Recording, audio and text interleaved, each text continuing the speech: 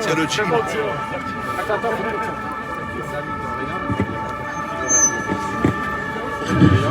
On attend le passage des sirènes qui accompagnent les manifs.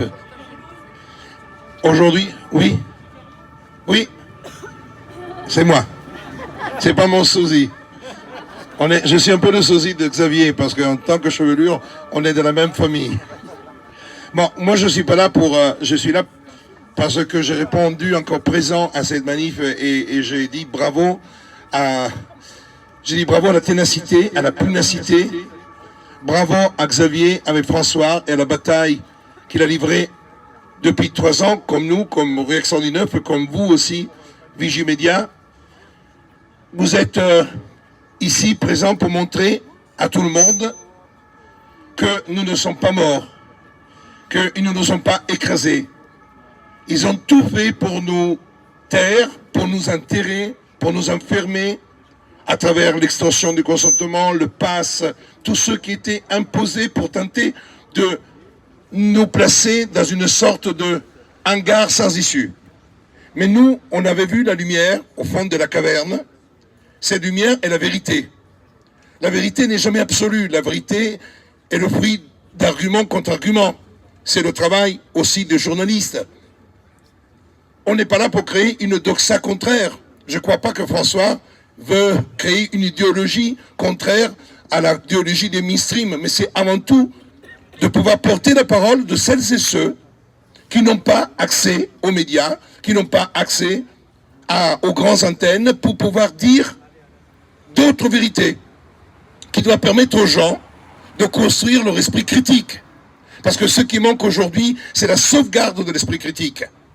La connaissance du droit, les informations médicales, les informations sociologiques, philosophiques, que vous trouvez dans chaque article de François. Moi, je l'ai toujours dit, en tant que Réaction 19, j'ai toujours lu les articles et je continue de lire parce qu'ils étaient pour moi une source de réflexion et d'information non négligeable.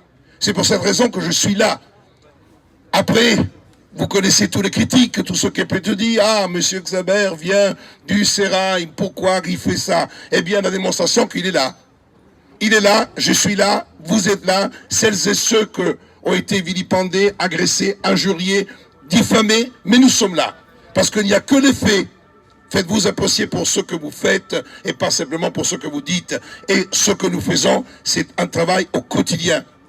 Le travail au quotidien qui est fait, je connais son équipe, je connais ses filles et ses garçons dévoués qui travaillent tous les jours, qui travaillent avec des revenus qui ne sont pas exorbitants, bien au contraire, parce que nous on vit et nous vivons avec des dons sans financement, parce que pour rester indépendant, et ça, Xavier, il en a fait vraiment sa bataille, c'est de rester indépendant, de ne pas devoir manger dans la main de quelqu'un, parce qu'à partir du moment que vous touchez de l'argent de l'État, d'un département, d'une région, d'une institution, vous n'êtes plus libre.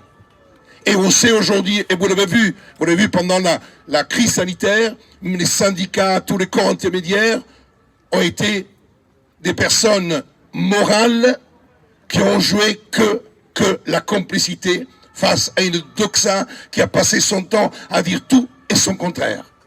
Alors, il est clair qu'aujourd'hui, les gens disent « Eh ben, on aurait trouvé la liberté, tout va bien, la vie est belle ». C'est faux. J'avais dit lors du film Hold Up, dès lors qu'on laisse une part de liberté, on ne la retrouve plus. Et aujourd'hui, la bataille que François livre avec l'enlèvement de l'autorisation de l'agrément, c'est une bataille très importante. Parce que n'oublions pas que M. Véran, lors des vœux, a réitéré son envie de briser de plus en plus de personnes ou d'institutions, ou d'organisations ou de collectifs qui veulent porter une parole différente. Et aujourd'hui, chers amis, la liberté d'expression est la clé de voûte.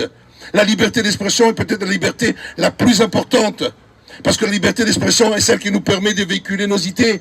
Peu importe, moi je ne partage pas ma vie qu'avec des gens qui ne pensent comme moi. Moi j'ai envie de partager ma vie avec tout le monde, mais pouvoir dire, j'ai envie de dire une chose différente de l'autre.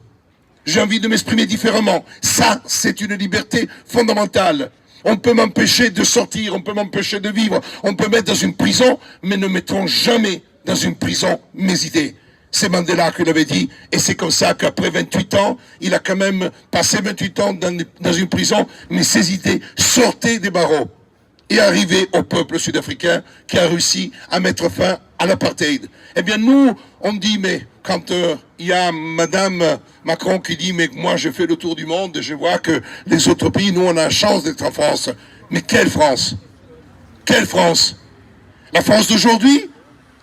La France de 1789, la France du 26 août, la France des 17 articles de la Déclaration des droits de l'homme, la France était le phare de l'humanité.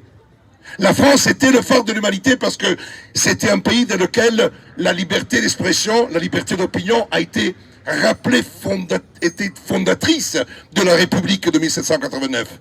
Et au fur et à mesure que le temps est passé, jusqu'à la Troisième République, se moquent de certaines lois qui ont permis, parce que la loi sur l'association est une loi d'expression avant tout. Il ne faut pas oublier tout autour de l'expression, la liberté de s'associer, la liberté de se réunir, la liberté de manifester, la liberté d'être là aujourd'hui avec François pour dire on est là avec vous. On sait qu'il est fondamental que vous puissiez rester comme organe de presse parce qu'on a besoin d'avoir des informations autres que celles qui sont données par BFM, Paris Télévisions, par cette bande de vendus, parce que ce sont des vendus, parce que c'est comme ça, et la presse écrite, qui est le maître de milliardaires et qui continue à toucher du fric. Ce sont les impôts, nos impôts, qu'au lieu d'être donnés aux soignants qui sont dans la merde, à des femmes et des hommes qui n'ont plus d'argent pour manger, eh bien, on les donne à la presse pour soutenir la doxa gouvernementale. Et aujourd'hui, cette France-là que j'ai connue, la France que j'ai connue il y a 37 ans, quand j'ai quitté l'Italie, parce que je considérais que l'Italie est un pays de vendus et de corrompus, de mafieux, eh bien aujourd'hui, je constate que cette France, que j'ai épousée par amour, par culture, avec mes études, étant devenu le premier avocat avec une carte de séjour en France, eh bien je me retrouve aujourd'hui être traité de complotiste dans un pays que j'aime, avec un peuple que j'aime, et un peuple qui m'a fait devenir ce que je suis. Merci beaucoup. Je termine tout simplement. On peut se compter ici, on est peut-être une centaine, 150 ou 80, ce n'est pas très important. Ce qui compte, c'est que jusqu'à quand il y a un tout petit peu de lumière sur la bougie, il y a toujours de la lumière. Et aujourd'hui, vous êtes des bastions, vous êtes des ambassadeurs, vous êtes des résistants au sens bon du terme. Résister contre l'oppression, résister contre la volonté d'anéantir toute opposition. Et je le sais aussi parce que je suis l'avocat de certaines personnes et je vous passe le bonjour de Martine Vonner, qui n'a pas pu être là aujourd'hui. Elle te passe le bonjour, Xavier, vraiment. Parce qu'elle aussi, le docteur Perron a été lavé par ses pairs. N'oublions pas qu'il y a un appel en cours devant le CNOM, que Martine Vonner a pris 1 an d'interdiction parce que la volonté était de la radier. Nous sommes en appel et nous continuerons la bataille. Et il y en a d'autres, le sénateur Rupert et d'autres, qui effectivement, on leur a dit, tu n'as pas le droit de t'exprimer. Eh bien, nous ici, aujourd'hui, on est là pour appeler. Et puis, je voudrais dire une chose, je termine sur ces gilets jaunes que je vois là.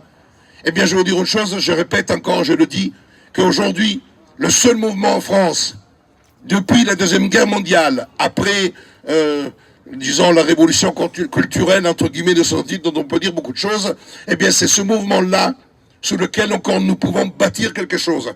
Parce que c'est le seul mouvement du peuple, pour le peuple, et avec le peuple. Et c'est le sens du gouvernement. Et jusqu'à quand nous continuerons cette bataille, qui est une bataille du droit, contre les lois injustes, contre celles et ceux qui utilisent la loi ou les décrets comme on les utilise dans une dictature, vous me trouverez toujours. Parce que pour moi, le droit m'a permis pendant 3 ans, et que je continue de le faire, à donner de la liberté aux gens. Parce que le droit nous a permis de dire non à un policier. Le droit nous a permis de dire non à un petit fantassin qui empêchait à une femme et un homme de rentrer dans un hôpital. Nous a permis de pouvoir passer outre le pass sanitaire. Ça nous a permis de voyager. Le droit, parce qu'effectivement nous avons pu dire ce que tu es en train de faire est contraire au droit, même si tu crois avoir la loi de ton côté. Je vous le dis, continuons notre bataille, je suis avec vous et je ne vous abandonnerai jamais jusqu'à la fin de ma vie. Merci.